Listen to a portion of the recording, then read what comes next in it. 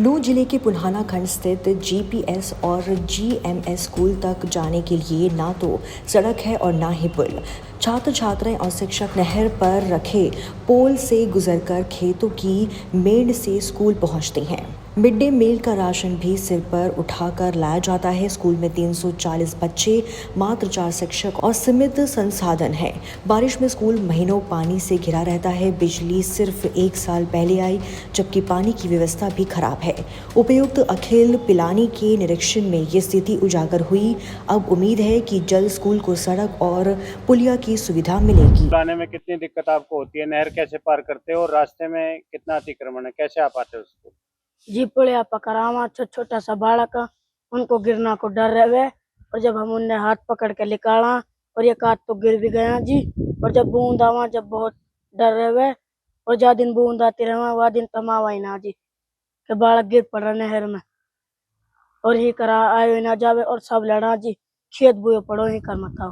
आप कौन सी क्लास के छात्र हैं? कितने सालों से ऐसे आ रहे हैं आप? जी 4 साल से।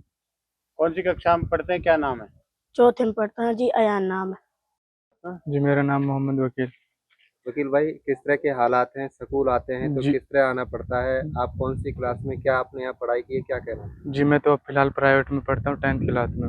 मैं पहले यहाँ पे पढ़ा था, 3-4 साल पढ़ा था, तो यहाँ पे बहुत दिक्कत है, आने में बहुत तकलीफ होती है। यहाँ पे एक छोटा सा पुल दे रखा है, उस पे छोटे छोटे बच्चे होते हैं, उनको बहुत तकलीफ होती है टिकट में।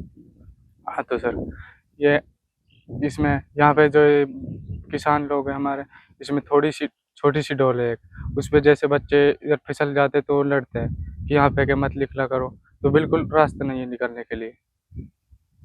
स्कूल कैसे आते हो? कितनी दिक्कत होती है? मेरा नाम अनीसा है।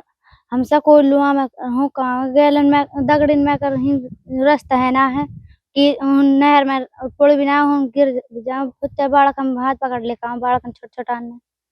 बेटा, डीसी साहब आए थे कई दिन पहले आपके स्कूल में। अब उम्मीद है कि आपका रास्ता बन जाएगा? बन जाएगा हमारा रास्ता। रात्रि ठहराव में आपके स्कूल से संबंधित शिकायत आपने उपायुक्त अखिल पिलानी जी के सामने की थी जी। किस तरह की समस्याएं आपको यहाँ पर झेलनी पड़ रही हैं? कैसे हालात यहाँ पर हैं? कितने अध्यापक यहाँ पर नियुक्त किए हुए हैं? कितने बच्चे यहाँ पर हैं? और रोजाना नहर की पटरी को बिजली के पोल के सहारे से बच्चों को पार करना पड़ा है। इस तरह के हादसे का खतरा लगातार बना रहता है, क्या कहेंगे? जी सर, माननीय उपायुक्त महोदय ने जन समस्याओं के निराकरण के लिए, उनके समाधान के लिए गांव को चुना था। उसके लिए मैं उपायुक्त महोदय का धन्यवाद करता हूं कि उन्होंने इस नेक काम के लिए इस गांव को और इस विद्यालय के प्रांगण को चुना। सर, ये स्कूल गांव से बाहर खेतों में है, जंगल में है, और गांव की तरफ से जो रास्ता था उसके ऊपर कब्जा किया हुआ है। तो एक तो वो कब्जे की मेन समस्या है। दूसरा, फिर जो बच्चे हैं, गांव की तरफ से एक छोटी सी नहर है, उसके ऊपर 3 पिलर रखे हुए हैं। उन पिलर्स को सहारे ही बच्चे जो है स्कूल में आते हैं, तो किसी भी अनहोनी का खतरा बना रहता है। हम भी कोशिश करते हैं, विद्यालय के एक स्टाफ की जो है सुबह और शाम वहाँ ड्यूटी लगाते हैं, ताकि जो छोटे बच्चे हैं 3, 4, 5 साल के, वो नहर में ना गिर जाएं, क्योंकि उसमें से पानी चलता है निरंतर। और जो समस्याएं सर हमने फेस की हैं, एक तो मेन रास्ते वाली है, एक ये नहर, छोटी नहर पे पुलिया है, उसकी समस्या है। दूसरा सर, जल भराव की स्थिति है। कई बार बारिश तेज होती है तो ग्राउंड में पानी भर जाता है, और उपायुक्त महोदय ने 1 या 1.5 महीना पहले भी इसके बारे में संज्ञान लिया था स्वतः ही। वो रिपोर्ट हमने माननीय उपायुक्त महोदय को उपलब्ध करा दी थी। दूसरा, यहाँ पर कुछ असामाजिक तत्व हैं जो बाउंड्री वाल को फांद करके स्कूल में घुसते हैं, तोड़फोड़ करते हैं, चोरी की घटनाएं होती हैं। उन घटनाओं से बचने के लिए हमने जो राशन या कीमती सामान जो है, डिजिटल बोर्ड वगैरह हैं, उनकी सुरक्षा के लिए हमने इंटरलॉक दरवाजों में लगवा रखे हैं, जो हमारा ऑफिस है और जो मेन स्टोर रूम है जिसमें हम सामान रखते हैं। हमारे हाथ में जो कुछ है सर, वो हम हर संभव प्रयास कर रहे हैं संपत्ति की सुरक्षा के लिए। पेड़ काफ़ी सारे लगा चुके हैं सर हमने।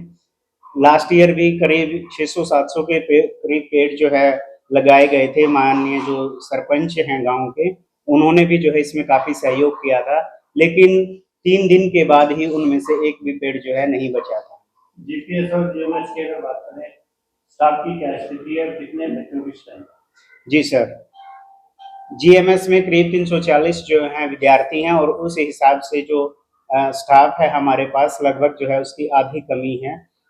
8 से 9 टीचर जो है होने चाहिए। फिलहाल 5 टीचर हमारे पास प्रेजेंट हैं, 2 रेगुलर हैं और 2 सर गेस्ट हैं। और जहाँ तक मिडल की बात करें तो 140 विद्यार्थी जो है मिडल में हैं और 6 का जो स्टाफ है हमारे पास वो मिडल में है।